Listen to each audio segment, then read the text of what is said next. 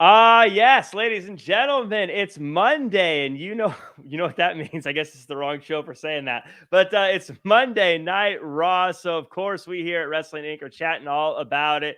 I am at Real Jack Farmer. This is at Justin LaBar and at Raj Giri _303. Raj, did 302 people get to your name before you did? That's how it works out. Yeah, it's a popular name. Yeah. I've been meaning to change my handle for a long time, but then I'd have to change all the graphics. Yeah, Is that your area code? Yeah. He's repping the 303. Yeah, repping the Get on the other side of 8 Mile. That was 313. Never mind.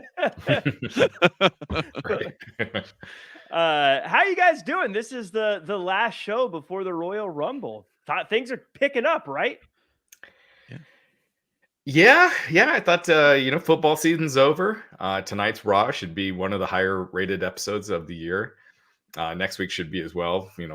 With the post Rumble fallout. So, yeah, this is kind of the time of the year where WWE really starts cranking. So, it's an exciting time. It is Saturday Rumble. I mean, I'm all in favor of these Saturday shows for the majors.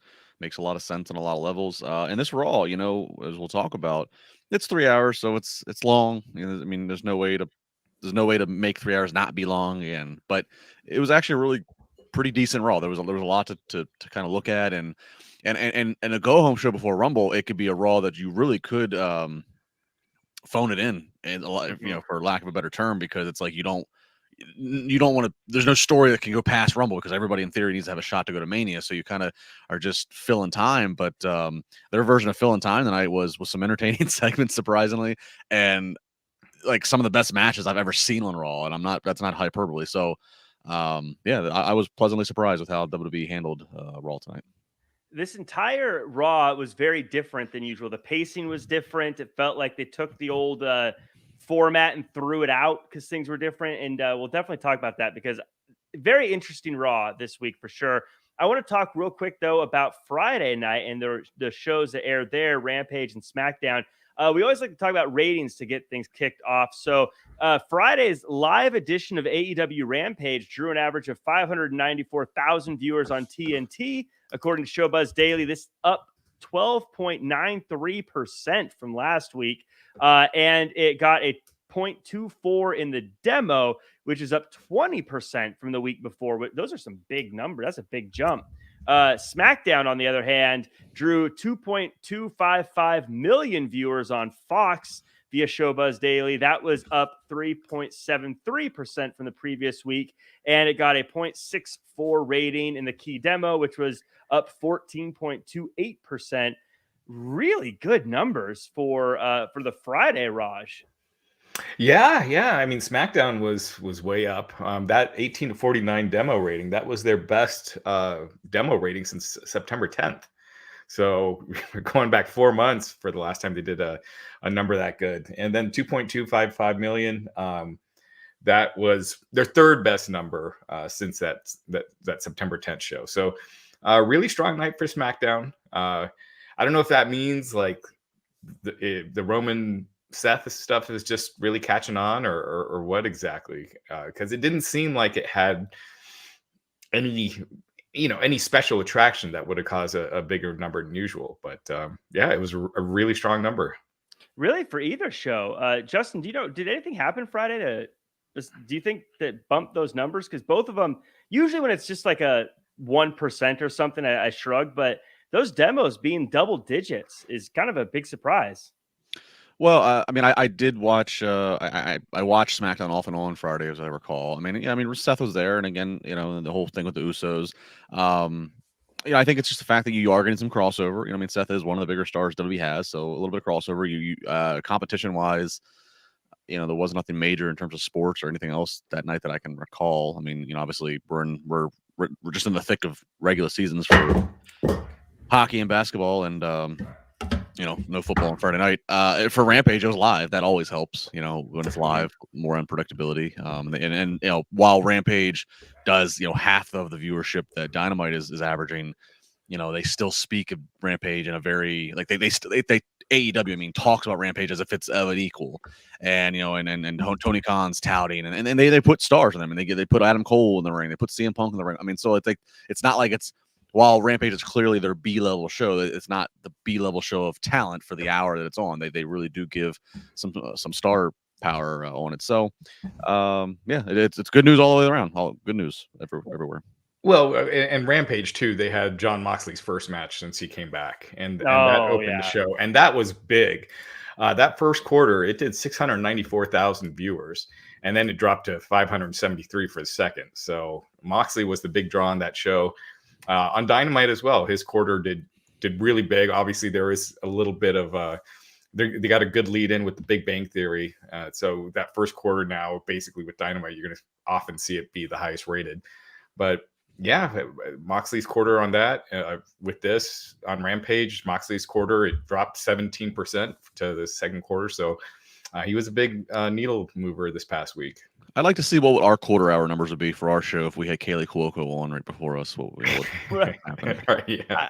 I was going to say, I wonder what the cross appeal is of Big Bang Rerun Theory fans and AEW Dynamite fans. I wonder if that's a similar audience.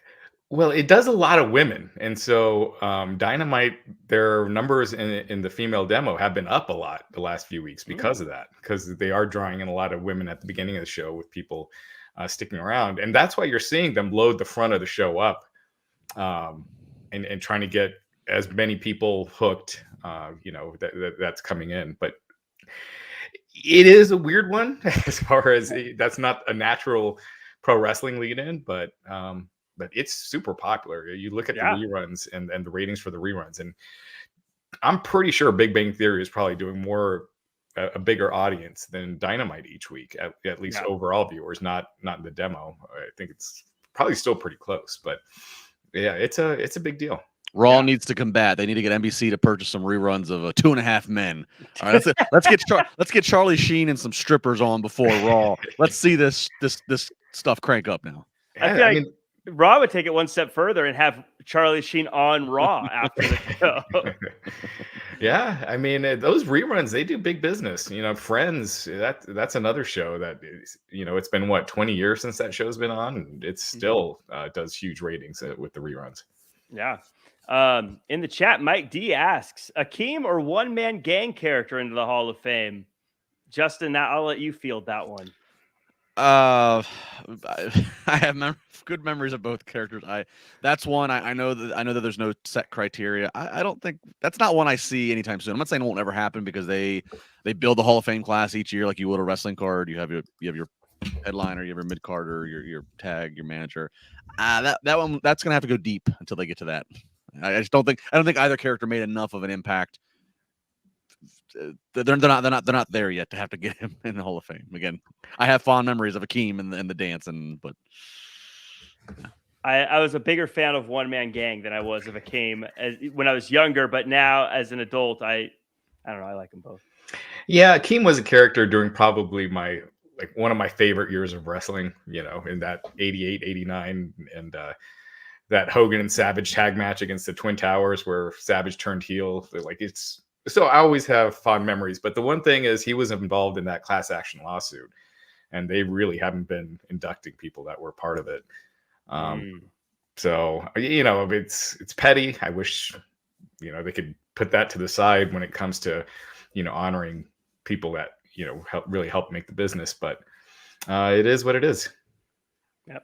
And Bear Hudson in the chat asks, which is more likely to happen at Royal Rumble? Seth Rollins beating Roman Reigns or Bobby Lashley beating Brock Lesnar? Who are your picks to win? We'll get into the picks a little bit later, but I guess for more likely, I'll say I think Bobby Lashley winning is my pick to be more likely of the two. I'm going Rollins. I'm going to also go with Jack and say Lashley, and then this opening segment of Raw kind of steered me even more towards that. Yeah. And we'll definitely get into that once we talk about that part. But Vincent Tucker in the chat says, spoiler alert, Paul Heyman and the Usos screw Brock Lesnar. Brock later wins the Royal Rumble from the number 30 spot. Yeah, it's again, I know we keep teasing, trying to hold the audience on. This Rumble is so interesting because there is perhaps maybe a larger field than ever of like up and comers, and we'll talk a lot about them tonight.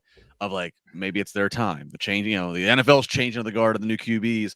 There's a lot of change of the guard that could happen, but then at the same time, there's these major players and Seth and Roman and Brock and Bobby all in the title picture, and it's like there's no way this Rumble goes off without one of them somehow getting into the Rumble.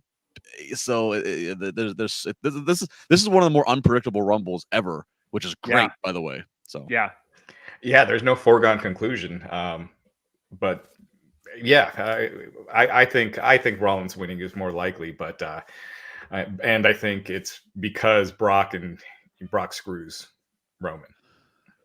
Yeah, I'd be kind of bummed out if someone came back in, to be honest. Like if Brock Lesnar entered the Royal Rumble, I'd be a little bit like, oh, that's not as surprising anymore. But and we got the Elimination Chamber in February. So yes, which I love because it gives us a way to smooth things out along the way. But more news. Speaking of people in the Royal Rumble and surprising people in the Royal Rumble, Ronda Rousey's been in the news lately. WWE officials have reportedly had talks about Ronda Rousey returning as of late. A new report from Fightful Select notes that Rousey's WWE return has been discussed internally to the point that it's considered a, quote, poorly kept secret and has been mentioned to talent outside of the company. Rousey was a name tossed around as a potential Royal Rumble entrant or one to at least have some participation in the Rumble later this month. While there's no time frame for Rousey's return, word from within WWE is that she has been training for, and some believe it's a matter of when and not if she returns to the squared circle. It was also said that this has been the most chatter on Rousey's comeback since she first left in 2019. I want to get, and Raj, we'll start with you, but I'm all in on Ronda Rousey comeback. I think it was great when she was here before, and I'd be happy for her to come back. Yeah, when she's when her character was right, when she was the heel, being heelish at the end, I thought she was just fantastic. I thought just everything was jiving, everything was she had put it all together as far as character and everything went. And see, I mean, that's a huge deal. I mean, I think you can argue that the women's division hasn't quite been the same since she left, and I think it's back. It'll be back to being a major focus. Yeah, I mean, I don't think anybody thought, oh, this is the end of Ronda after she disappeared after Mania 35. I think then a year later, the pandemic hitting, I think it probably became a thing of, well, we're not bringing her back till we have crowd. It's just not worth it on for multiple reasons. Now that they are back to full touring, and you have a Mania, 2-night Mania again, so you need as many draws as you can. You don't have an Undertaker match, probably not. There's just things who knows if you haven't seen them, so you need things to help draw. And look, they were in Dallas, 2016, I believe. That Ronda's a new attraction that they have under roof that they didn't have then. So if you're looking again for things to help, sell not only Cowboy Stadium one night, but 2 nights, I think she's a big deal. And to Raj's point, she could, have her, work, do what you found that worked the best, have her as a heel. And there are some, different things in the women's division that when she was last there, a Bianca Belair is something fresh. Several women, if you position them right between now and early April, could make for a fresh rivalry. So I think it's not a matter of if, it's just when. And we've never had that Becky versus Ronda singles match. Mm-hmm. So, and they tried to have it that one time, and then at Survivor Series, but Becky's nose got busted open, and it never happened. So, that's still a big match, and it's I think a lot of people thought that's what should have happened that year at WrestleMania instead of the 3-way. But looks like we can probably finally get it. That's in the women's division right now. I would say that's probably the biggest match that they have available. Yeah, 100%. I think that screams WrestleMania if they do that. But speaking of WrestleMania in the chat, we have Tokes Kazim saying Bianca Belair is the future and a star. My only argument with that is Bianca's not the future. She's the here and now. I'm a huge Bianca fan. You guys agree, right? I'm on my own. I think she's awesome. I mean, that's the one bummer with the Ronda news would be that I think a lot of people expected Becky and Bianca at WrestleMania, and I'm guessing that probably doesn't happen with Rousey back. Yeah. Bianca's she is a star. I still, it's one of my top 10 moments of 2021. The her match with Sasha at Mania and her whipping her hair, and there's no gimmicking this. There's no piping the sound. This is real. This is as real as it gets. That was a real sound, and that's a real welt that it left. I mean, and it was just an innovative moment using a trademark thing, something that don't overdo it. That should be reserved for very select occasion. And of course, your first Mania main event. That's a great occasion. So Bianca is a star, and you're right, Jack. She is kind of the here and now. I don't think it's Bianca's a star tomorrow. I mean, she won a Rumble and she main evented Mania last year. So I mean, she's the here and now. Quite frankly, depending on how it shakes out, because again, just like the men, you have 2 women's world title matches to put together for Mania. Bianca might have the best shot of a superstar in 24 years. I think they touted of winning back-to-back Rumbles. I wouldn't be shocked if she ended up. Yeah, I think she's a realistic candidate to win the women's Rumble again. So we'll see. And if they do go with Ronda and Becky, you could always go with Bianca challenging for the SmackDown title, going back to SmackDown. Bianca versus Charlotte. That's a really big match as well. I think beyond Becky and Ronda, the other biggest match you have is a Bianca Charlotte. That would be fresh. Yeah. And somewhere Asuka's lurking as well. But speaking of people coming to the Royal Rumble, 2 people who will not be in the Royal Rumble this year, the Inspiration, they turned down a spot. Impact Wrestling Knockouts Tag Team Champions, the Inspiration, Cassie Lee and Jessie McKay, formerly the Iconics, were reportedly offered spots in the 2022 Women's Royal Rumble match, but turned down an offer, according to Fightful Select. The report cites that an Impact Wrestling source said that the company would have approved the deal with WWE, but the Inspiration did not want to go back to WWE at this time. Cassie Lee and Jessie McKay were released from WWE back in April 2021. Before their WWE release, they won the WWE Women's Tag Team titles at WrestleMania 35 and held the titles for 120 days. Raj, my question to you is, if they're saying no, could we expect maybe some other recently released talent also were offered opportunities in the Rumble? Well, how many spots have been taken now? It's like 19, right? And they've pretty much announced everyone that they have under contract on the main roster. That's not Becky or Doudrop. So you need to you have 11 spots to fill. So you need to go to stars from the past and people that were recently released. So I could definitely see that. It was 19 at first. I think since it's actually been up down to 21. I think we've had 2 more since confirmed. So I think it's even fewer now, 9. Yeah. But yeah, I mean, this is this is probably a little bit of pride from these ladies, and I think can't knock them. I guess unhappy to get releases. Anybody would be. They certainly did nothing wrong. They worked their butts off. I think they got over as a tag team in WWE. I thought that as the Iconics, they were really entertaining. I enjoyed them. So for them to turn down, especially if their current employer Impact would have okayed it, and they couldn't have hurt. You show up at Rumble, you just try to get some people to remember who you are, and hey, where are they at now, and try to So pride, I guess maybe that they turned it down. But to your question, Jack, yeah, I think everybody has to be kind of on the table, men's and women's side, of filling some of these surprise spots. From these ladies to even the Bray Wyatts. I think everything has to be on the table and go into it knowing that the office might not even know. It might be, we'll just do a one-off, but then somebody comes out, and if they just get a boner reaction and it catches Vince on the right time, Vince might say, well, hell, maybe we need to revisit, and that's all completely possible, which again makes this Rumble so damn exciting. Yeah. And they kind of need to, I don't know, get some different talent, because Kelly to Kelly, they keep bringing her back each year, so it's not like a surprise anymore. Alita is always awesome to see, but Sable would be fun. Get Sable.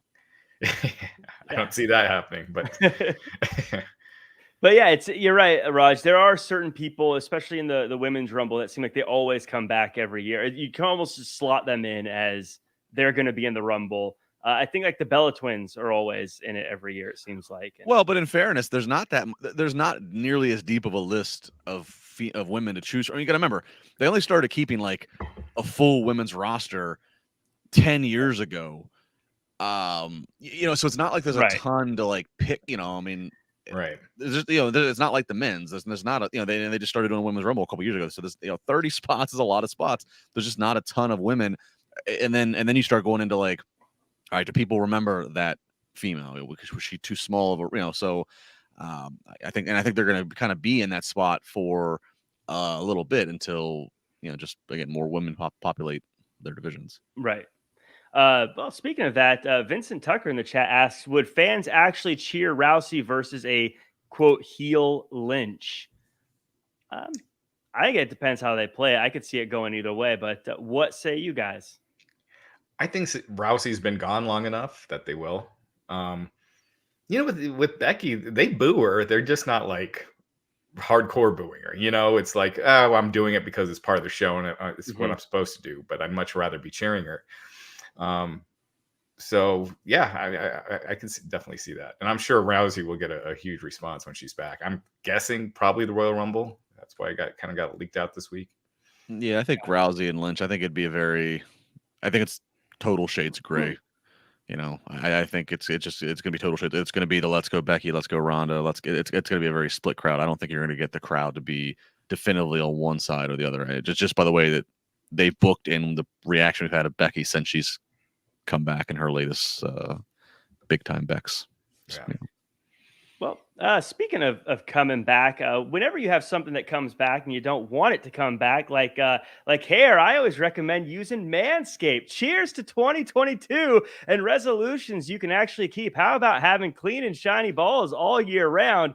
Our sponsors at Manscaped are here to save your balls this year and make the ball drop onto 2022, the cleanest and sexiest ever. Set your first New Year's resolution with good intentions and join the 4 million men worldwide who trust Manscaped with our exclusive offer. Go to manscaped.com and use code WINC20 for 20% off plus free shipping. It's not too late to get started on that New Year's resolution, guys. I know I'm using the shampoo, I'm using the body wash, I'm using the clippers, I'm even using the chapstick. What say you guys? You guys still enjoying all your manscaping? Love it. It is part of the daily and weekly regimen and everything from, like you said, all the different the lawnmower all the way into you get in the shower. They got the shampoos and the body wash, the cologne's good. I mean, it's the complete set there. I mean, and it's one of these things that it becomes part of the routine. And then look, you got Jack Farmer telling you to do it. I mean, look at how well groomed Jack's hair is on his head. Just imagine what he could do elsewhere. And Manscaped is the proper tools to get it done. This doesn't happen on accident, fellas. And yet, like Justin said, it's not even just the Manscaped, the lawnmower. It's also the body wash, which I use that every day. The chapstick that you mentioned, Jack. So yeah, I mean, their line of products is always increasing, and it's always great. And everything I've tried has been fantastic, and I use it. Like I said, I use it every day with the body wash. Yeah, and they're I mean, obviously the lawnmower and when you're trying to do precision work, and it's got the 4000K LED light, and like they have a technology that helps greatly reduce the chance of any nicking and cutting. I mean, there will be no blading. All right, folks, we're not gonna do a blade job. I mean, it is really safe. It is really good, and it's effective. And so again, it's waterproof. So again, shower perfect. Yeah, really great products. Yeah, definitely. I recommend the Performance Package 4.0. You'll find the signature lawnmower. You'll get the Crop Preserver, the Crop Reviver. You also get the Shed Travel Bag and anti-chafing boxer briefs as a free gift as well. So definitely worth checking out. Kick discomfort and poor hygiene to the curb this year. Use the best tools for the job. Whether your resolution is to work out more or travel to new places, be sure to travel to manscaped.com for our exclusive offer of 20% off and free shipping with the code WINC20. Cheers to new balls in 2022. One more time, get 20% off and free shipping with the code WINC20 at manscaped.com. That's 20% off with free shipping at manscaped.com. Use the code WINC20. It's new year, no pubes in 2022 with Manscaped. And fellas, we're like exactly 3 weeks from Valentine's Day. So you got like game day circled on the calendar. All right. You got 3 weeks to get it right. All right. Just saying 3 weeks. Yep. And once you get the order, it's free shipping. It'll come in. And Justin, to your point, you'll be able to get everything cleaned up just in time. I was going to say just in the nick of time, but no nicks with Manscaped. David Montalvo says they can always get Santina Morella in the Rumble. Don't give him any ideas, man. I like Santina. Santina cracks me up. I like Santino, not Santina. I still wish it. It may have been a bad idea if they did it, but when Santino was in the final two, I have never pulled for someone more than Santino. I was like, "You can do it, Santino! Come on!" Oh no. Just goes, oh no. Jody Shauna Jenkins in the chat says, rumor has it that Jack Farmer is like a young Matt Bloom below the belt. That's an rumors and innuendo. Image I didn't need. You're welcome, Raj. Jack Prince Albert Farmer. That's a whole different thing. Thank you to everyone in the chat, by the way, whether you're Dro or Brian or Rocky or Ricky or Tuck Graf. Thanks for everyone who's joining us in the chat. Thanks for everyone who's listening to the show afterwards. Thank you for the likes, comments, shares, subscribes, 5-star reviews, all that good stuff. Let's chat about WWE Raw, one that was paced a little interesting. Like I said, this week, we start off with a title match weigh-in, and Brock Lesnar comes out looking like the new DLC attire for a video game character, and he calls Bobby who during their weigh-ins. Not much to really take from this one other than that it went really quick. But Justin, I'm going to ask you, does Lashley have to win this match at this point? I think he does. Lashley, he comes out, he's got, additional and new pyro and ballyhoo going off, which is good, making him look like a big deal. But otherwise, and all the interactions with he and Brock in the last, since they've made this match in the last month, Brock has walked away with the, punking him out. Brock has walked away the winner of the verbal spar, if you will. Mm-hmm. So, I think to all that, it kind of does set up that, Brock's Bobby Who and whatever, and there might be shenanigans that's going to happen. But nonetheless, I still think at the end of the day, Bobby Lashley does need to walk out and end up getting the win over Brock Lesnar. And I know we'll go full prediction, so I'll give my full booking later when we get to it. But yeah, I think Lashley does. And to the point of Brock coming out, I like Cowboy Brock because Brock is, we know he's a farm boy. We know he's a cowboy. I mean, sit down, Adam Page. I think Brock Lesnar's the real cowboy shit going on here. And I like it. Brock Lesnar's like I can see him like the old Western, he's the sheriff in town. He really is. I like this Brock. Right. I could see him being the sheriff that doesn't need the gun. He'll just beat you up. Yeah, like Walking Tall. Right. Yeah. Yeah, but no, Brock looked like he looked like a country music singer, but like he ate Toby Keith. He just like ginormous there. I thought it was awesome. Weigh-ins always, when AEW does it, when WWE does it, they're always silly. Because you don't have, it's open weight. It's not you have to weigh a certain amount for a match. Now, when WWE did it for the Cruiserweight Classic, it made sense because they were actually legitimately doing those with the 205. But, for this, at least it's not a contract signing. We get enough of those. So, again, I agree with Justin. It kind of made Lashley feel kind of weak. And if that means he's winning, I'm all for it. I just get the feeling like Lesnar's leaving with the title. Could Lashley survive a loss if he lost clean, or would he be? I mean, I know I don't like to say done, but would he be able to bounce back from it quickly, or would he take a lot of rehab to come back from it? Well, it depends how it's done. Because with Brock, sometimes it could be just like if they have Brock just destroy him or beat him in like a minute, and just with the way Lashley's been booked, I don't see them doing that. But with Brock, you just never know. But so if they beat him like that, then yes, I think that does really hurt him. If it's a close one, Lashley hasn't beat, but the ref is knocked out, something like that, then it protects him. But yeah, I still think one of these interactions that they had leading up to the Rumble should have ended with Lashley punking Brock out or leaving him laying or something where he got at least the last line. Yeah, because all the lines aren't even just the last line, but literally Bobby who, like Right. who are, like that's not just a put down. That's tough. That's tough to come back from if you get a loss. I will say though, I'm not an action figure guy, but I would totally buy a Cowboy Brock Lesnar action figure. I feel like that just sells itself. I could see it in the box already. They are monetizing. If you saw WWE Shop released a Brock Lesnar blue flannel shirt with his logo on the back. That's awesome. Yeah. Based out of everything.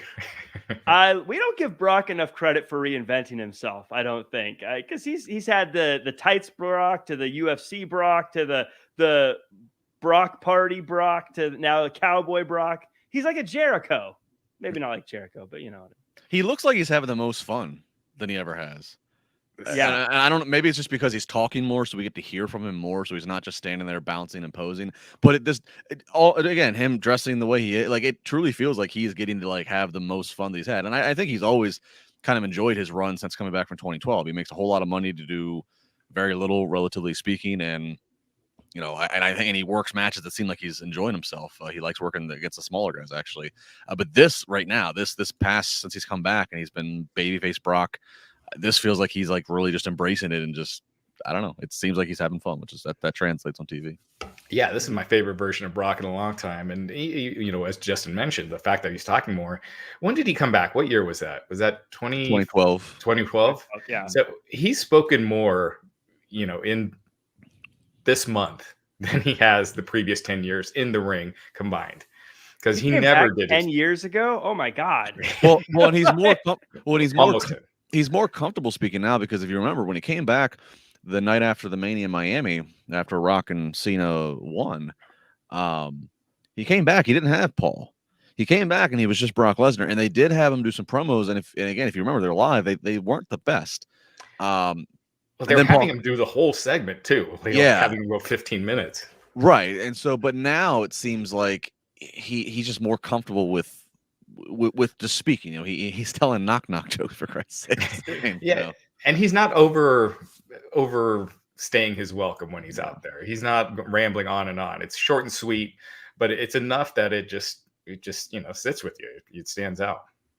And that's one of the things before moving on, I did want to say that stood out to me is this opening segment. Usually they go for like 20 minutes or so, but this was like a 10-minute segment tops, which I thought was like, wow, that came and went really quick, but it kept the show moving, which moves us on to the next match. But before I say anything, I want to shout out Oz in the chat. Oz 8. I want to make sure I'm saying that right with the super sticker. Thank you so much. Thank you, Oz. Appreciate that. And then so we go into the next match: Bianca Belair versus Queen Zelina. Another simple, quick match. I thought it was fun. I think they had great chemistry together, but they didn't drag it out. Again, this whole thing, start to finish, was like 10 minutes. Justin, do you like the way this episode sort of kept things moving and shaking? At the start it did, and like you said, it kind of got off quick because we only had like a 10-minute opening segment. But I mean, this did eventually settle back into like Raw format of like coming up, entrance coming up, whatever. But I like this. I think this was good for Bianca, which is, again, it was kind of why I said like Bianca is realistic and probably a top 3 or top 5 if she could win the Rumble again, and I think this match was perfectly designed to do that. Just to remind you, here's Bianca Belair.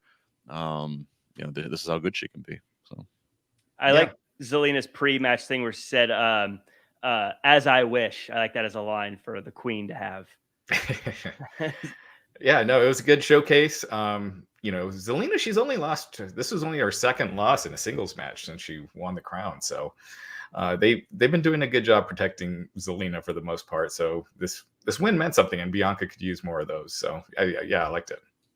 Do you think it's possible they're heating her up for the Rumble? It seems like it feels like they're sort of heating her up for this to make it feel like she's got a shot. Are we getting into predictions? I'll wait. We'll wait. Wait. Now I'm jumping ahead. See, chat got me jumping ahead. So Sam Austin in the chat asks, how scripted do you think they're keeping Brock? I feel like you don't keep Brock anything. I think Brock just. I'm sure he's given kind of what to say, and Paul, I'm sure, is doing most of it. Paul works close with Roman, and his promo. So I'm sure it's the same with Brock. So again, he's not doing the usual WWE speak. He's not out there saying WWE Universe and all that kind of stuff. He feels authentic, and it works. Yeah, any segment that Heyman's in, he gets kind of a special workflow of being involved in. So yeah, and especially again with Brock, because to Raj's point, Brock doesn't lean into the edicts of this is what we say or what we don't say. He kind of says what Brock Lesnar's going to say, and again, he kind of has that power card to play. So I don't. It's bullet pointed. I don't think it's as scripted as we deal with other superstars. Yeah, what was that line he had to Corey tonight? Do you want me to get naked in front of you? Yeah. It's just like it's so unlike any other dialogue on the show that it's right. Hilarious. It was funny that they were pushing to like take off the hat and stuff. Like you said, though, it's an open weight. Who cares what he weighs? I mean, but it doesn't matter. But whatever. With Brock and Script, I refer back to this too. Some years ago when he got to the ring and Hogan was in the ring, and he had the famous line of what was it, like "Night Night Grandpa" or "Party's over, Grandpa." Party's over, Grandpa. Like, and I put it in perspective of this: if it's almost anybody else, do you think that they're going to get signed? Do you think that they're going to get signed off on that Hogan, who still works like he still works people in promos like he's going to have one more Mania match? Do you think Hogan's going to be allowed to be called Grandpa? That's the case where Brock is a very select few, and you don't even need all your 5 fingers to count them, who can pretty much say almost anything he wants, and is going to do so. And what are you going to do to him? And so, like, I always use that as a reaction, as an example. Yeah. Justin, you're frozen on. Is he frozen for you too, Jack? Or he's frozen on mine too. I was worried it was me frozen. But, but we hear you just fine. But maybe let me try to leave real quick. Yeah. But yeah, Brock's definitely one of those guys. It's like if you say I'm going to fire you, he'd probably just go okay. And then if you say I'm going to beat you up, he's like, no, you're not. I don't know. What are you gonna do to him? Yeah. But while we're waiting for Justin to get back, let's move forward into Kevin Owens versus Damian Priest, because they acknowledged finally that Kevin Owens beating Damian Priest was his first pin loss since coming to the main roster. There you go, Justin. We're talking about how they finally acknowledged that Kevin Owens got the first pin over Damian Priest on the main roster. They finally start letting us know that counts for something. Of course, Damian Priest freaks out again, gets DQ'd again. And after the match, Sonya says, Priest better get his temper under control or else. Justin, I'm going to ask you, are we getting Priest versus Owens in some kind of no DQ match for the Rumble? And does this make both of them less likely to win the Rumble? Yeah, I don't know. I don't know if we're going to get a match for them at Rumble. I hope not, because like you said, that kind of then puts, it kind of just takes them out of the running. I don't know what to make of this. Kevin Owens and Damian Priest had an awesome match, awesome match. But Toledo was very much behind Kevin Owens, and then to the he couldn't control the Damian side of him. They started and he's getting DQ'd. The fans were booing him, and I just don't understand that. You've worked so hard the last year to develop this what's been a good babyface at Damian Priest. So I don't know if this is just a one-night Toledo crowd thing. I don't know if it was Kevin Owens he had some great offensive maneuvers, if it just that popped the audience. I'm not sure, but it was kind of confusing to me that like Damian Priest was looked at as like the bad guy throughout this, or through when this is all said and done. I don't know what to make, because again, Priest is one of those guys. I was kind of hoping, honestly, that he would lose the U.S. title in this match, because then I was like, all right, now he's title free. That just upped his possibility of actually being a dark horse to win the Rumble. So I'm not really sure what to make out of this. This was a very good match, but very surprising crowd turns. Yeah, you know what though? I feel like ever since he started this whole Jekyll and Hyde thing, the crowd hasn't been really with him. I feel like you're seeing those mixed responses for him time and time again. And when he flips out, you're not seeing the crowd usually going crazy and cheering. Yeah. It's usually like and when he's getting himself DQ'd, it's just like it makes the fans boo you. You're losing, you're costing yourself the match. So I think this whole thing has been a misfire with whatever these tweaks they're doing to his character. But yeah, I mean, now we're going to get another Priest and Kevin Owens matches. I mean, who knows? We'll probably get a bunch more, but Best of 13. Right. Yeah. But at the Royal Rumble, they already have, we got 6 matches. 2 of those are going to go an hour already. So I don't know if there's much room for adding much else. I guess you could do it on the kickoff, but I wouldn't want the US title on a kickoff show. So, yeah, I mean, we got the Elimination Chamber coming up in Saudi Arabia the next month. So I could definitely see it there.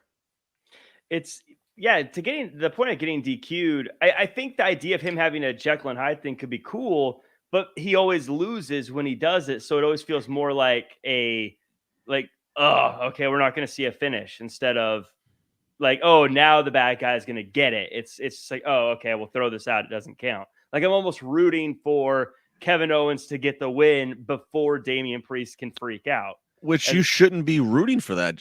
You shouldn't be rooting for that, Jack, when Kevin Owens is having to cheat and fake injury to get the win. It's like that's why I'm just shocked. Like it'd be one thing if Damian Priest was going against like Matt Riddle and the Damian side was coming out and the people start to boo him because they. But right.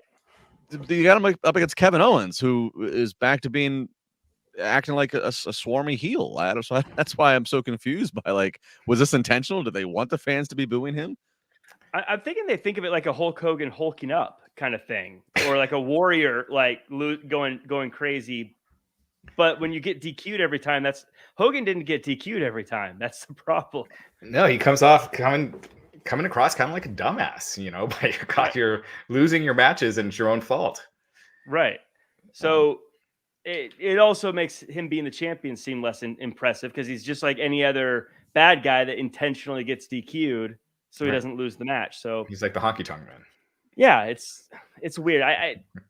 I'm not mad at the idea, but Justin, to your point, I think they misfired. I don't think this is going the way they expected it to. But great match overall.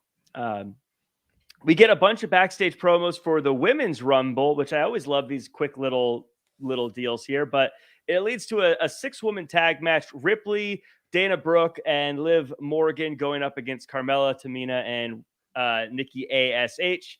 Another quick one went by fast, and Ripley gets the dominant win, but ASH with the hit and run after the match. Raj, this rivalry looks like it's going to go for a little bit. Yeah, I liked how Rhea got the win. I feel like she needs it. She's been cooled off tremendously over the past year, so I liked her getting the win. It kept her and Nikki going. I don't really care about that feud, but whatever. It's something. So yeah, I thought that, and this was still in the first hour, right? Mm-hmm. I think so. It's pretty early. So this is a lot that happened in the first hour. Just recapping this. Usually it's like a 30-minute segment and then a match from that, but a lot happened in this first hour. So, but I did like this. Yeah, it was just a reason just to, again, I think, show their Rumble promos. I mean, in the grand scheme of things, as we look at the 3 hours that we'll continue to cover, this was the least significant thing that happened, I think, on Raw. Yeah, and the promos, again, it's that WWE speak that they're doing. It just doesn't come across as natural, most of them. But yeah. So we move on to a spot that this was probably the thing that shocked me the most on the whole show, and that was the spelling bee portion of the show. Gable comes out and gets tons of "you suck" reactions. They get the spelling bee going and some fun shenanigans throughout, and I'll let you guys kind of pick some of your favorite parts. But Justin, this is a question as soon as it was happening, I wanted to ask you, because this was probably the loudest the crowd was all night. And they were booing Alpha Academy a lot. They were really cheering for RK Bro to the point you could almost not hear Kevin Patrick on the microphone. Alpha Academy seems to be getting strong reactions from the crowd. But my question to you is Alpha Academy really starting to work, or do people just love RK Bro so much they hate the people that RK Bro are having a rivalry with? I think it's a mixture of both, but I'm glad you brought it up, because that was a note that I made. That there was heat. There was real heat, and there was heat last week. During the graduation ceremony. Chad Gable gives me the early Kurt Angle 3 eyes heat kind of vibe. Here's a guy who's accomplished as an athlete. Here's a guy who's very smart. And just the way he touts it, 4.0, thank you. Like he just these little things that whoever's worked on it with him or whatever. I mean, credit to him because it's working. And I'm really surprised because Otis was like one of the better babyface acts they had, and when they turned him heel, and there has to be a Vince edict that we have to call him a tree trunk every single week, and some reference to him. The Alpha Academy is getting heat. RK Bro is still really over. The spelling bee. This was the E in the WWE portion of the night. The only nitpick I can take away from this, and this is before we can talk about the match that happens afterwards as a separate reaction. I'll let Raj jump in here. The only thing I didn't like is that they said this is the first of the triad, so we're gonna have 3 different weeks of this. Is I kind of went, because again, as we talked about, we're for 5 days from Rumble. So when you tell me that now I know Riddle and Randy are locked into another 2 more weeks of doing this, okay, I immediately know there's no chance of either of them winning Rumble. And again, that's not as big of a deal for Randy Orton, who, you don't need Randy Orton in the world title picture, but that is a big deal when, again, this is an open field this year of like, maybe this is a Riddle year, but does he pop up? So when they tell me that they have him committed to doing Alpha Academy stuff past Rumble, that irks me a little bit. But otherwise, this was a surprisingly well done segment. We're not going to be seeing any spelling bees on Dynamite anytime soon. I know that. This is a very entertainment based of the sports entertainment, but I think all parties did the best they could with it. Yeah, Raj, on paper, I feel like this is something I would have said if you told me they were doing this. And when they started, I was like, oh, great, here we go. But by the end, like I said, I was never a big Gable fan. I am starting to buy all in on him. I think he's super entertaining. And I thought their match was really great. I want to ask you, Raj, what's Chad Gable's ceiling? How high do you think he could go? I mean, he's killing it. He's knocking it out of the park right now. I mean, he is in a lot of ways. He was the star of the segment. I mean, he was hilarious. This again. I when I heard about this segment, I was like, geez, I don't want to be. I don't have to sit through that after the football that we just saw this past weekend. Now I'm watching a spelling bee. But it turned out to be way better than I would have guessed. It was pretty entertaining, and a big portion of that is Chad Gable. Riddle was hilarious too, so it worked. This was one of those. Again, when they said 3 more, I'm like, oh man, I don't know if they're going to keep it up, but we'll see. But at least I thought this one was a hit. They did botch the spelling bee part. Yeah. Because Otis did misspell that word. He forgot the A. Yeah. Yeah. I was actually thinking they brought it up later, but I was actually thinking that would be, if you told me how to spell that word and I had to remember, I would be so stressed about making sure I got it right. I'd never heard that word before. No. So next week is a scooter race, and I don't know about you guys, but I'm worried this is going to be a bit Viking Raiders, Street Profits, throwing axes and things like that. But I'm gonna give them the benefit of the doubt. The fact that they made tonight work, I'm gonna give them the benefit of the doubt that they'll make next week work better. And yeah, I mean, they had the match, and you asked the ceiling, Jack, about Gable. Obviously Gable's not the tallest guy, but he's super athletic, and he's showing that he can get heat on the mic. I think this was a match that Randy Orton wanted. I think this is one of these things where Randy Orton wanted to work and see, hey, let me see what we can do if you give us 15, 20 minutes. And it was a really great match. It was not the best match of the night, and that's saying something for how good this match was. But I think that was the kind of match where it was like, that's the kind of match that can change your career if you're a Chad Gable. That's the kind of match where Randy Orton, who again has, a very special role of having the input he can to grab the boss's ear. I think he says, yeah, this guy can do it. I think this is a huge match for Chad Gable's career.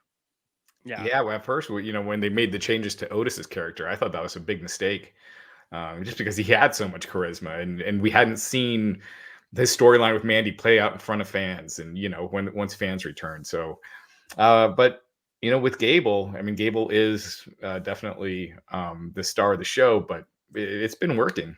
Yeah.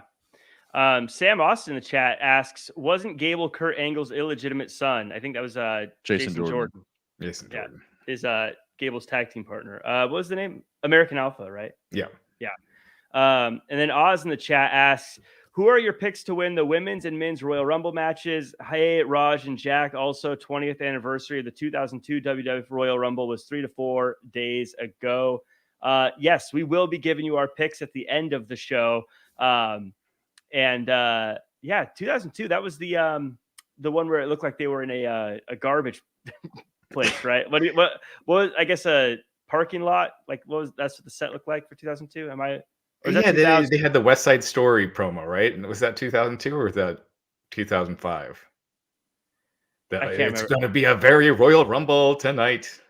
Remember that? That was such a good one. Yeah, I think that was 05. That was 05. Okay, what was 02? Was that Triple H winning? Yeah, H came back in the Garden in January. He wins, right? In 02. Isn't 05 when Batista and Cena botched the ending and Vince came out and blew his quad out? Yeah, that was 2005 for sure. Yeah. The first Rumble I went to was 97. And that was in San Antonio. It's crazy to me just thinking about that. It's been 25 years since that. And I went there with then girlfriend, now wife. And just to think about everything that's happened since then in wrestling. But still, it doesn't feel like 25 years. So it's wild. That was the one that Austin won. He famously was checking his watch in the Rumble and cheated by eliminating Brett. So that's the night where the casket match where Shawn gets the back injury from landing on the casket, right? That ends up San Antonio. No, that was next year. This was the one where he beat Sid. Oh, okay. He beat Sid for the title. Yeah, you said 97. Yeah. Yeah, I'm sorry. I was thinking 90. It wasn't 98. 98 was it, right? Shawn and Taker. Is that was Shawn and Taker? And yeah. Because Shawn gets injured, but he carries on to turn it over to Austin. Right. Literally. And Austin won the Rumble that year. That's right. Yeah, that's right. Yeah. Sid, and then okay. I'm so bad with years. Like, you say that was 25 years ago. If you said Brock came back 5 years ago, I'd be like, yeah, that's right. 25, about 5.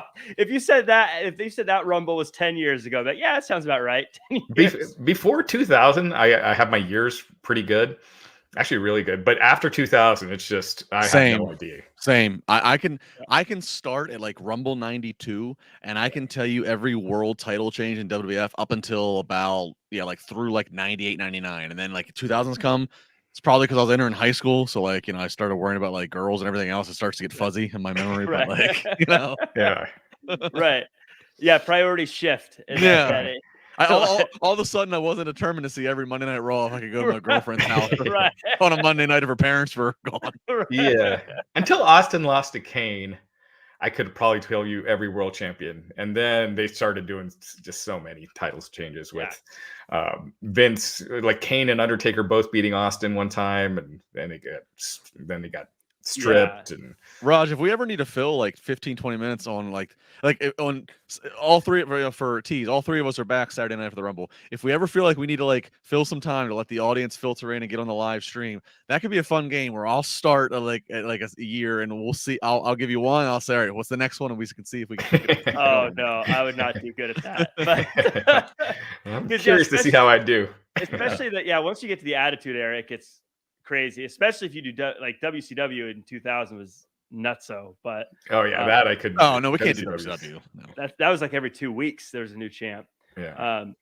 But speaking of new, Alexa Bliss is chatting with the doctor, still just rambling on, and Veer, believe it or not, still coming. I have a feeling that picture's out of date. I think they need a new photo for him. It's been too long. No way he still looks like that. Anything to take away from either of these things? Just to touch on them. I thought at least we're on the go home edition of Rumble. It'd finally just say Veer Mahan is coming to the Rumble, but they didn't even give us that. They didn't even give us that. But maybe it is gonna be Raw next week. I mean, maybe they don't want to have him in the Rumble and then him be in the Rumble. And the first new impression we have of Veer coming is that he loses at he gets eliminated at the Rumble. I don't know, but yeah. I'm not completely convinced that Vince has forgot that Veer is coming. I mean, his promo package is still showing. I mean, that's better than Elias is getting right now. I mean, Elias, which he was getting his Elias is coming video packages still showing. By the way, speaking of like, who's coming to the Rumble and this, and I don't know. I had this thought. I hope, because you never know which announced teams they go with, or they do a hybrid and combination. I hope for the men's Rumble we get Michael Cole, Corey Graves, and Pat McAfee. That might be the most entertaining trio that we could have for the hour of what the men's Rumble could be, with Cole and then the two Pittsburgh guys and McAfee and Corey Graves. That I like right now. That's the hybrid I want. And Jimmy Smith, Jimmy does great, and I hope Jimmy gets to call. Maybe they gets to call the women's Rumble, but I want Michael Cole, Pat McAfee. I think they will have. I think McAfee and Graves will actively be working to try to break Cole live on the air every chance they get. See, this is where I ruin it. Is I say I want all three of them to go into the Rumble too. I want them to have their moment where they stand up and go. McAfee, that's very all three of them. We've seen Cole, I think, have it happen. McAfee could. He's obviously, we saw him in the NXT, and look, Graves apparently is physically cleared to be able to bump. So all three of them could. That would be a funny kind of little thing. Yeah, I'd love to see it. Didn't they do that one year? Where I know Lawler was commentating and then he went in and got thrown out. But I thought there was one year where there were multiple people from the announce team going in. I know Cole went in before. I think back when Cole was doing it, like it might have been the same year that he ended up fighting Lawler at WrestleMania. Yeah. If McAfee eliminated Corey Graves, the place would go nuts, I think. But we'll see. So Austin Theory, speaking of the Rumble, he wants to get put in near the end of the Rumble, and Vince says no can do. Instead, he says, go have a match with AJ Styles, and these two tore the house down. I mean, Austin Theory lost the match, but I feel like he still came out a winner, Justin. Yes, he did. This match, just under 20 minutes, I think I clocked it, and this was one of the best matches that I've seen on Raw in years. This was again, go back and watch it. And Corey Graves even kind of like marks out, and like, Austin Theory does a blockbuster just from there's so much in this match. It's really good. There's athleticism there. There's story there. There's selling. AJ Styles bumped his ass off for Austin Theory in a lot of places. Yeah, Theory loses, but he didn't lose. This is where the wins and losses don't really matter in pro wrestling. It's all about the story. I can't get over this. This match finished, and there's still another hour to go. This match finished, I think, right as they entered in the third hour, and I just said, like, all right, everybody just pack up and go home. Nothing's gonna follow this in terms of the in-ring. That's gonna follow this. And this was also one of the better Austin Theory Vince segments. Maybe I heard Vince a little bit better. It didn't drag as long. I had a little comedy out of and humor out of Vince. What makes you think that I have any influence over the Rumble? I just kind of, that was just funny to me. This was good, really good. Yeah, to your point, I was thinking after this was one of those times I was watching where after this was over, I was thinking, how much more time do we have? Like, what's the main event if this didn't end the show? But Raj, I was expecting Vince to say Austin Theory had to go in number 1 for asking to go number 30. That would have been. They don't do stuff like that anymore. I wish they would do, just little things like playing with the numbers or, stuff like that. Did they even do a Royal Rumble like by the numbers video package this year? I haven't watched SmackDown yet. Not that I've seen yet. No. And it's just like there's so much good stuff, over the years with the Rumble match, and I feel like doing a 3-minute video package just showing some of those moments from the past just really helps sell you on it. But I think now they're just like, everyone knows what it is, so we'll do one segment where guys are throwing each other out of the ring, but that's about it. Look, I thought this was Austin Theory's best match, obviously, that I think I've ever seen. And working with AJ, because clearly they see a lot in Austin, and him versus AJ, that's what I'd be doing at house shows, getting, Austin Theory those reps and really, improving his in-ring, because personality-wise, he's already got it. I mean, he's going to be a big star. So just getting better in the ring, just as, any chance you can is a good thing, especially for, I look at Austin Theory as an investment. And, stuff like that is raising his stock. And even though he lost, it was one of those times where a loss doesn't really hurt you. And in this case, it helped him. And and just speaking of Styles, noticeable absence tonight. We did not see Omos once. Right, not even mentioned. Yeah. That's very interesting as well. But I think everything Theory's done on the main roster has been Finn Balor, has been AJ Styles. I mean, he's proven to me he can hang with the very top of the class at this point. So it'll be interesting to see what he does when he starts really sinking his teeth into a real rivalry with someone down the road.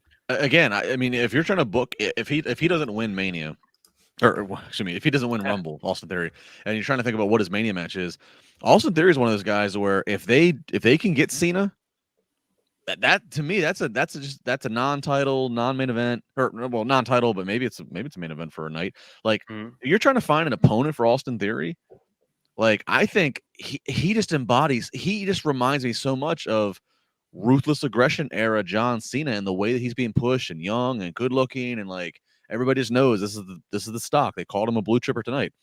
If they can get Cena, and even if they can only get Cena beyond Mania, if they can only get Cena for just a few sparing weeks to build the Mania, you don't need a lot of Cena in person. You could just have Austin Theory again, just kind of this, kind of the same way Cena did at Taker a couple years ago in New Orleans, where you're just calling out. I mean, I think that to me, the way the stars are aligning with this being like Vince's guy, with this weird, fireside chat kind of like meetings they have, it feels like there's no better opponent for Austin Theory. If he's not going to be competing for a title, there's no better opponent than like a John Cena, of like again, because they just parallel each other, it seems so much with how it's going right now with Theory. Yeah, I know John Cena said it's not looking like he will be a part of WrestleMania this year with the schedule. He's doing Peacemaker. That show is fantastic. I don't know if you guys have seen that yet, but yeah, he's he's a busy guy now. But yeah, if you could get anybody, he makes the most sense. And the one thing Austin Theory kind of has over Cena at this stage is that Austin Theory has got his character kind of down. He's whereas Cena, he didn't get that until he started doing the hip hop gimmick, and that was like a year and a half after he was on the main roster. So right. Yeah, sky's the limit for Austin Theory. This was a really good showing. Someone else who's sort of stepping up her game, Doudrop and Becky Lynch had a side-by-side promo battle that ended with Doudrop just getting up out of her chair and beating up Becky Lynch. I thought this was fun, Justin. I thought it was kind of one of the first people that really just said, I'm going to stop talking and go beat up Becky Lynch. Doudrop taking the fight to the champ. Yeah, this split screen interview, I think actually was handled pretty well. Doudrop especially. She had some good one-liners, kind of countering the whole Van Goat and you're going to be a lamb going to slaughter, and then this was a good example of kind of and they do it again later in the final segment. So I'll try to tie these two things together. There's some low-hanging fruit that that WWE just always goes back to. And I like that they kind of acknowledged the low-hanging fruit and went around it. And in this case, it was, we know both of these ladies are in the building. We know they're not via satellite from, two complete. So I kind of like Doudrop saying, "Oh, you're going to talk that crap," and just takes her mic off, and then 30 seconds later is in the room, attacking Becky. I like that. It was kind of a, okay, let's not insult the audience. Let's just go ahead and do what seems logical. So I thought this was a really good showing for Doudrop. Don't see her having a chance in hell of winning, but I thought this was, again, the best showing for her on the go home, final promo. So yeah, again, my biggest problem with the Doudrop character is that name. But outside of that, I thought everyone did really good here. Becky was, was great at playing that cocky heel. So yeah, I thought this worked for what it was. I don't think anyone expects Doudrop to win. But they did a good job of building the match. Yeah, I thought Becky also did a very good job of looking shocked and scared when Doudrop first came in, when she had that look over like, oh, geez, you're right here. As opposed to sometimes I think people would just kind of like, oh, you want to fight? But yeah, it was good. I liked it. Fun stuff. It was quick. Street Profits and the Mysterios. These guys feel like they're in the ring together every single week, but whatever. They're fun. It's good to see them do their thing. Rey Mysterio gets the win for his team before they do the whole we're going to dump each other out of the ring bit again. This time the Dirty Dogs get involved, and then it's not fun anymore, and then everyone gets really serious. Justin, this feels like it was just another tease for the Royal Rumble. Anything beyond that that you pulled from it other than just tease the Rumble? Yeah, it's a classic pre-Rumble trope on Raw where you got to have, you got to fill the ring with at least a couple guys to all simulate a Royal Rumble and remind everybody how it works. You can throw somebody over the top rope. That's what this was. But I think this also did probably, first off, Montez Ford, there was a spot, they replayed it several times, which it deserved it. Does a front flip over the top rope and just gets incredible air, does a superhero pose. Pretty awesome to watch. But what I took away here is the Ray Dominic. Ray Dominic are having some fun, father son playing. Keep your eye on, keep eyes in the back of your head. But I think this is obviously going to foreshadow some interaction in the Rumble with him that's going to turn serious, and probably a Mania match is what I would venture to guess. So I think that was part of that here. Yeah, this was fine. It was to remind you what the Rumble's all about. That every man for themselves, even if it's father son.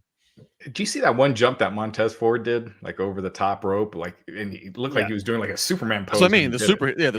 That was insane. That was so cool. Montez, the sky's the limit for him. He's just amazing to watch. But to your point, Jack, it just feels like I'm seeing a combination of this every week, and this is where the show started getting long for me. Like I was like, okay, all right, If we just did the first 2 hours, it would have been a solid show. But now it's just kind of repetition.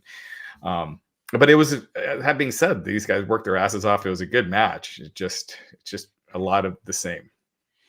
Yeah, that dive is going to be in highlight reels for a while, I think. Yeah. Just so cool. Hopefully he can do it again, because I think people are going to want to see him do it again. That looks like a signature move. If I was playing the video game, I would want that to be the way my dive looks. Which, by the way, so they did the whole thing. Ray is on the cover of the new video game. Yep. In the era right now of WWE mass releasing literally anybody and everybody, what better job security than to have your face on the front of the new video game? They can't cut you this year. You're WWE 2K22. You can't be cut in 22. You're on the cover of the video game. Ray's got better job security than anybody. Good for him. Yes. In fact, if it weren't for, and not to tease picks, if it weren't for the Dominic thing, I would say he might be a front runner for the Royal Rumble because he's on the cover of the video game. But I think they've got other plans for him. I don't see that. Seth Rollins, just another really quick promo, basically saying he's going to beat Reigns and he's going to go to SmackDown. I don't know if you need to say that. I feel like we already knew it, but I guess you got to get him on TV, right? I mean, that's what I can see happening. I can see. Well, I think Seth brings the title to Raw. I don't see him going to SmackDown, but we'll see. I should say I like him. It just felt like we figure he thinks he's going to win and he's going to go to SmackDown. I wasn't saying that like I don't like seeing it. I was just kind of like, oh, I kind of assumed that part. But yeah. Any takeaways from that, Justin? No, I completely disagree with Raj, which again we'll get to in our picks. Yes. All right, cool. So this was the end of the show, and this confuses me, and I want to get your guys' take. So it's Maurice's birthday. They do the whole thing with the gifts, and oh my gosh, we've got security. No way anything can go wrong. Is Edge in one of the gifts? No, he's not. They come out and they still beat up. They still run off Miz and Maurice at the end. Edge and Beth still run them off. It's weird to me, and Justin, I want to talk to you about this because you are really big into the characters and things. These are 4 characters I love, and 4 characters that I feel like always do great work and always make good things happen. But now that they're all together, for some reason, I feel like this is just the most played out thing I've seen in wrestling in a long time. Is that just me, or do you kind of feel the same way? What are your thoughts on this? I know I can see where that's coming from. The credit I'll give to this segment is, and I mentioned this earlier about WWE kind of like recognizing let's not just go for the same low-hanging fruit. So I like them making fun of, yeah, we know how many times we've had somebody come out of the big oversized gift that nobody knows who gave the gift. So I like them having the brick inside of the big gift. So like I like them not doing that, okay, and just kind of like laughing at tropes that have been established. But to your point, Jack, and this is not a lot of people don't want to necessarily say this out loud because we all love Edge and Edge is back and Edge is back and it's great to see him and he's in great shape. He's had great matches. It's great to see Beth. That's great. Miz is one of the best heels. But I think the reality of this, and this is what's not getting said, this is being pegged as like this is being pegged as a feature match at Rumble. It got the main event spot tonight on Raw after some incredible in-ring matches that I just don't know if you could just follow up. Mm-hmm. I think it's great to see Edge back, but I think they are trying to manufacture importance of the mixed tag. I don't know how to say this, so I'm just going to say it. I feel like people were great to see. Okay, it's great to see Edge versus Miz. Great to see Edge back. I don't know how much of the audience cares to see Edge with his wife against Miz with his wife. And I don't mean to sound disrespectful to Beth Phoenix's career. She had a good career. She had a thriving career in a time where she wasn't supposed to. She had a thriving career where they were still in bra and panty mode. Okay, so yeah, I think about if Beth was in her prime now, wow, what the opponents she could have. Maurice, didn't accomplish what Beth did, but again, Maurice has been around for a long time. What have you? She's made a lot in her career beyond wrestling. I just don't. I think that they're putting extra investment on that people want to see this mixed tag when I don't know if they really do.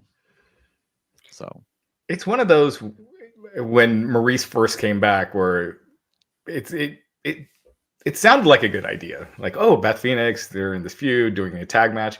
But now that we're getting to it, I'm like, I just don't really care about this match. When I'm thinking about the stuff at the Rumble, this is probably, I think this is the least of, as far as what I'm really looking forward to this weekend. That being said, how did no one go through that cake? I know some, one of the job guys did, but not Miz or Maurice. That's going to be the first time they had a cake, and one of the featured performers didn't get it in the face. One of the indie talents went through the cake. I don't know. I think Raj, again, this almost feels like this is just complete speculation. This almost feels like this was one of the things that, like, to make Edge happy that he wanted to do. He's medically cleared. He's back doing this run for however long it is. It's one of the things he said, hey, I'd like to do a match where I can team with my wife. Yeah. That's what this kind of feels like. I don't know if it is, so then it's pure speculation, but it feels kind of forced. I just don't know how many people care that much about the two couples fighting. Maybe this is me just trying to quantify things that don't really matter, but is there something to the fact that maybe because there's no championship tied to a mixed tag that makes them, like, if it's a one-on-one match, you can think, oh, a win may position them for a title, or if it's a tag match, that may get them close to the tag teams. But if you win a mixed tag, it doesn't really position you for anything afterwards anyways.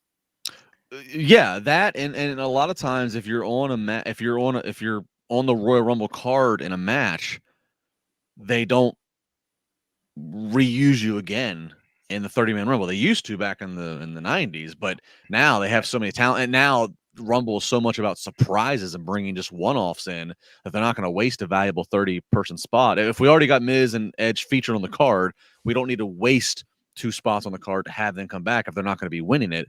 So yeah, it kind of feels like, if you're Edge, Edge wants to get back and be world champion again, or if Miz, so it's like, it's kind of like you're wasting this Rumble night, where everybody else is just randomly declaring that they're in the Rumble. They just declare they're going to be. Of course, you're going to be in the Rumble. It's punch, kick, struggle in the corner to try to get a world title Mania match.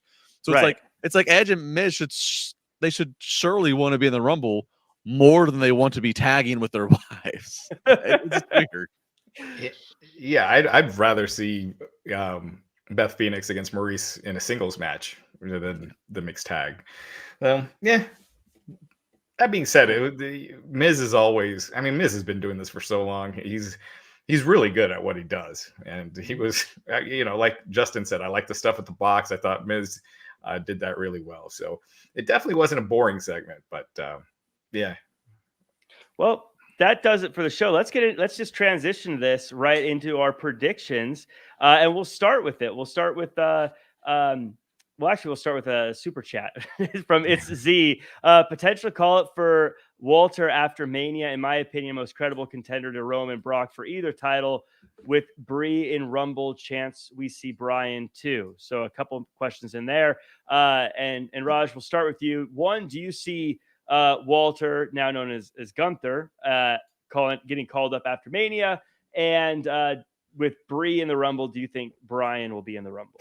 Definitely no on Bryan. No, Cody's not going to be in the Rumble. What are some of the other ridiculous ones? Punk, Mox. None of those guys are going to be in the Rumble. Potential call up for Walter after Mania. I could definitely see that. I think it's Z hasn't been watching for a while. Bryan signed AEW and it's Gunther now. So. Yes. Yeah. I mean, there was a whole controversy over that one. But as far as Gunther, and if you didn't know what the original name was supposed to be, is it really that much different than Walter? Yeah. There's a lot to unpack that whole thing. I think everyone acting shocked and surprised about a name change they do that in WWE. I don't know why everyone's acting so shocked. That's what they do. They change names. It's weird when they do it when you've already been on the main roster, and Walter hasn't really yet. So I don't see it as a big deal. I don't think they should have stuck with Gunther after it came out what it was supposed to be. Yeah. But the first time you heard Walter, did you think, wow, that's a really cool name? My thought was, outside of all the controversy of the name, my thought was I'm not angry, I'm just disappointed. Yeah. Well, and fans have to remember too, like, I guarantee you, Walter's been signed for several years, and doing the NXT brands, whatever. Vince was not aware of Walter on his thing and the entire, like, now that Vince is taking maybe a different look, or people working directly for Vince, as weird as it sounds, it's actually a good sign that they change his name, because that means that Vince and company sees potential in using him on Raw or SmackDown, and like they like to do, well, okay, he got over and was this and other companies. We need to make him something new, so it's our thing. So we're gonna just change his one. We're gonna change his name to this. So it's actually a good sign, because they probably see that sooner than later he's gonna be on Raw or SmackDown. So if you're a fan of the actual performer, it's probably a good sign. Yeah. Well, let's talk about the mixed tag team match again. Who do you guys got winning this one? I feel like this is I'm gonna go Miz and Maurice. I think that they've been taking the L's week in and week out, and that means they're gonna take the win at the pay-per-view. I think Edge and Beth Phoenix. I think Beth Phoenix gets the win. Yeah, I have a hard time not seeing Beth and Edge standing with their hands raised. You're probably right, but so then we'll go to the Raw Women's Tag Team Title match: Doudrop versus Becky Lynch. I go Becky Lynch. I feel like this is a slam dunk. Yeah, agreed. Becky. And do you guys have any analysis you want to add, or is it pretty straightforward? Do you think Ronda Rousey shows up after the match and gets in Becky's face? I think if Rousey shows up, it'll be in the Rumble. Yeah, how do you waste a Rousey unadvertised surprise appearance on a night when you need to have 30 entrants and you need surprises? Mm-hmm. So yeah, the WWE Universal Title match: Seth Rollins versus Roman Reigns, SmackDown Tag Team Champions. The Usos are banned from ringside. I think Roman Reigns retains. I agree. This is where we part company. I'm going with Seth Rollins. I think Seth Rollins wins the title. Brock Lesnar interference. Rollins wins. I think it's that SmackDown Tag Team Champions, the Usos, are banned from ringside that makes me think that Roman Reigns wins, because it doesn't say that Paul Heyman is banned from ringside. And I think they get back into that whole circle of mistrust. Speaking of WWE title match, Bobby Lashley versus Brock Lesnar. I'll let you guys go first. Who do you think's winning? So I think Lashley wins. I pointed earlier, he's been down the whole time. He's been kind of placed as the underdog. Bobby, whatever.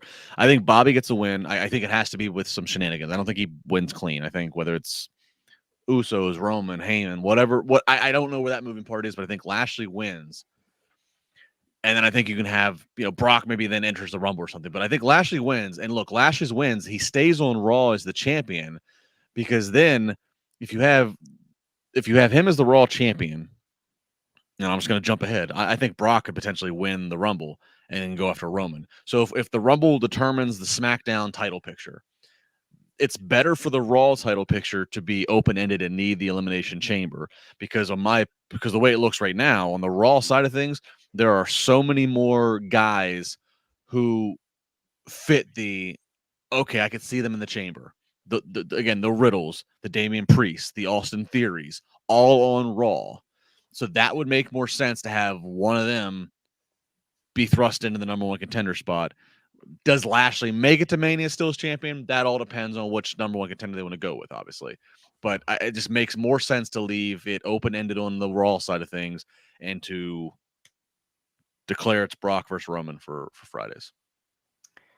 I think Brock's winning. I'd like to see Lashley win. I feel like he could use that more, especially with how this is played out. But I think because Brock did just lose to Roman, I get the feeling like with him and Roman at Mania, and I'm pretty sure that's going to be one of the nights, the main events of probably night 2, that they probably don't want Brock losing again. So I think it's going to be Brock winning goes on to face Roman.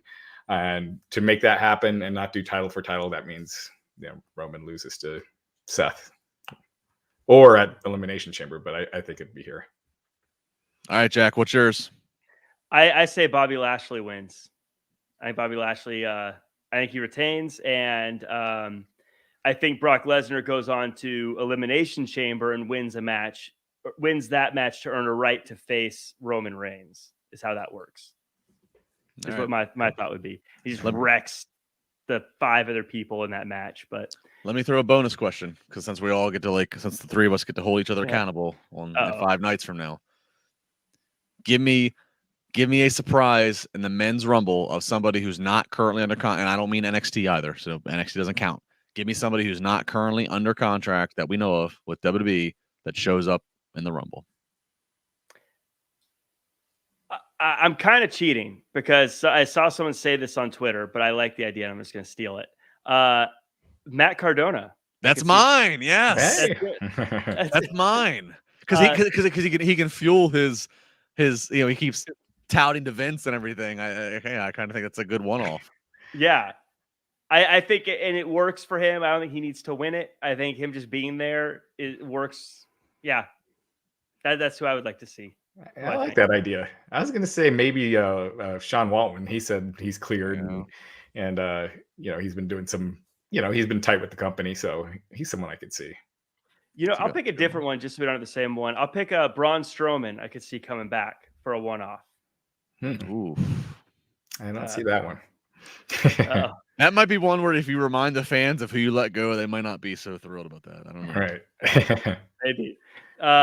Well, let's talk about it then. The men's, let's do that last. We'll do that one last. We'll do the women's Royal Rumble first. Who do you guys have winning that one? This is interesting because the Royal Rumble is always interesting because do you pick the one that's someone who's not even announced yet, or do you go with someone who is announced? I think Rousey, because look, she made her debut at a Rumble, but it was post the Rumble match, so they haven't burned that card yet. They haven't had her enter a Rumble ever. They haven't, right? Am I remember? They never had her. Yeah, no, she came in at the end. Right. So here's a chance to have her in the Rumble as a surprise and win it, and it would be a fresh booking scenario. So I think that's the way to go. And it's a big story. It'll get a ton of media pub. I think Ronda Rousey. That's probably the right answer, but I'm going to pick someone who's already in the Rumble. I'm going with Bianca Belair. That's right. I'm a huge fan of hers. I want her to win. I'm going to until yesterday, I probably would have went with Bianca. You guys are probably right, but I'm gonna go with Bianca Belair here, just because after getting run down by Becky Lynch for so long, she needs to get something back. But you guys are probably right. So this is it, the 30-man Royal Rumble Battle Royal. I can't believe I said that. 30-man Royal Rumble match. Who do you guys got? I'm going to go first. I'm picking the favorite, Johnny Knoxville.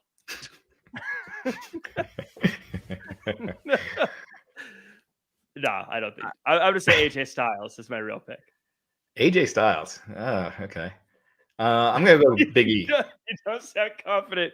You don't sound confident in AJ Styles. And then not winning the Rumble this year, no. Remember, it's 2 nights of Mania in a gigantic stadium. They need the biggest possible matches that they can get. And so that's why I think Rousey and Becky's going to be probably the last match on the first night. And then Brock and Roman the second.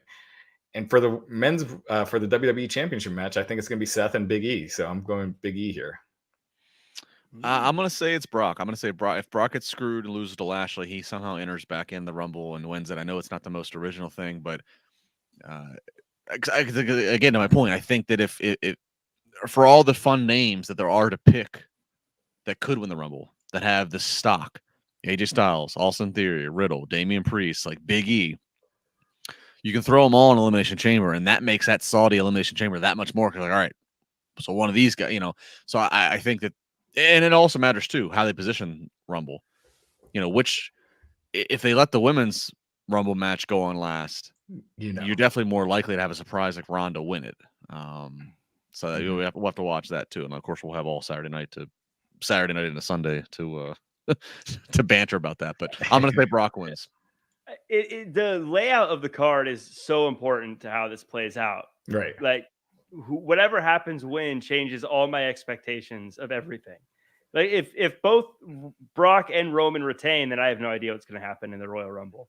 But yeah, I don't know. This is the most unpredictable one I've ever seen. I know what I feel confident about. I'm going to call it and say no matter what, that Brock versus Lashley is going to start the show. They're going to start hot and heavy with a big match like that. I could see that. Because Brock will want to go home early. I'm just kidding. But yeah, let us know. Brock hasn't won a Rumble since he's been back, right? Like since post UFC. I don't think so. I don't think so. Yeah. Yeah, he hasn't won since what was it, 2003? Yeah. Yeah.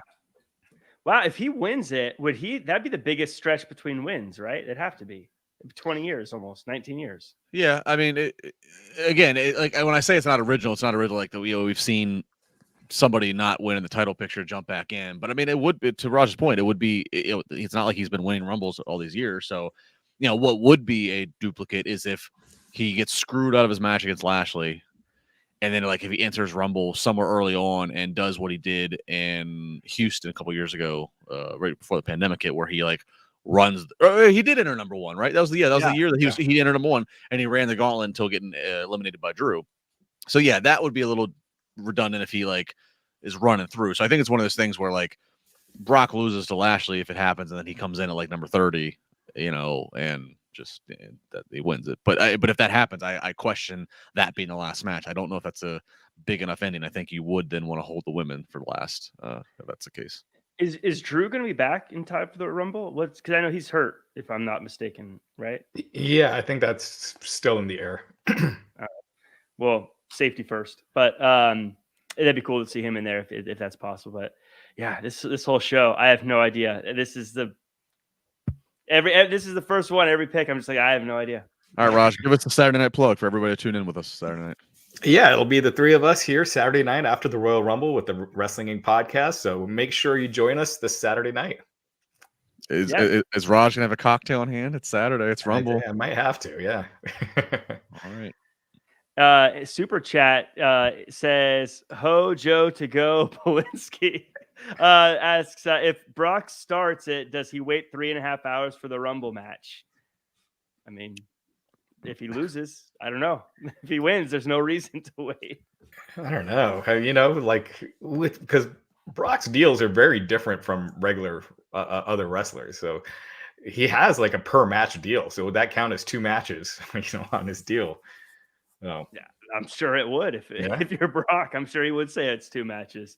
Yeah, I don't think Brock's in the BOGO business. Oh, you booked me once to get one free. No, I don't think so.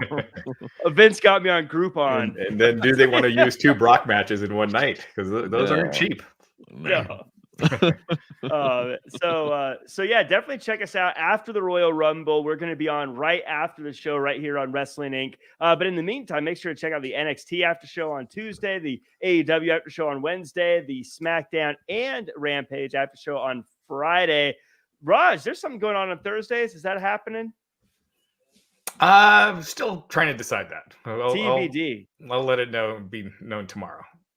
Well, follow at Wrestling Inc. on social media to follow what's going on there as well and all the news. Follow at Real Jack Farmer. That's me. Follow at Justin LaBar. That's Justin. Follow at Raj Giri _303. Rolls right off your tongue when you say it. That does it for us. And we will see you guys for the NXT after show tomorrow.